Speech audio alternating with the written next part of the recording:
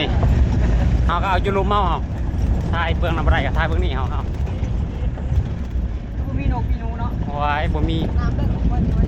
เลิกว่าเลิกจะได้เห็นต้นไม้อะนะครับเลิกว่าต้นไม้ก็สุดอ๋ออยู่ลุม นี่มันก็ใช้มา เด้ออยู่ลุมนี่เด้อเบิ้งอยู่ลุมนี่อันนี้คือสันเขื่อนเด้อนี่เด้อโอ้สันเขื่อนนี่นี่ไทยเบิ้งนี่สันเขื่อนนี่อ๋อ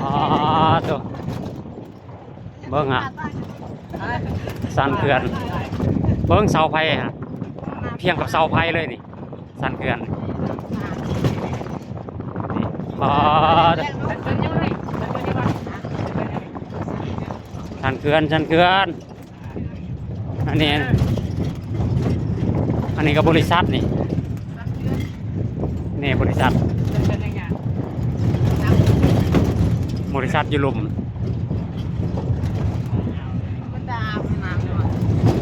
อ๋อ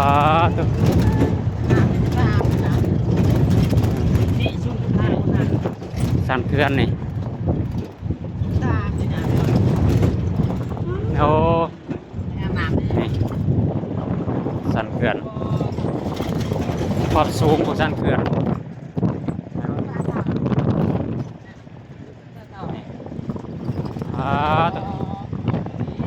100 เมตรยักษ์นี่ความสูงนี่สันเขื่อน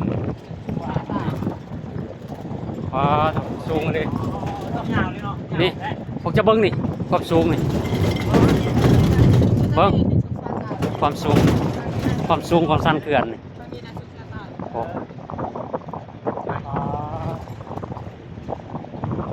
นี่สวัสดีสมกีเจริญพรป้าคือสิใหญ่เนาะสันเขื่อนเด้อนี่เด้อโคตรโปรสันเขื่อนตายก่อนสันเขื่อนถ่ายเบิ้งยานมาลงทำ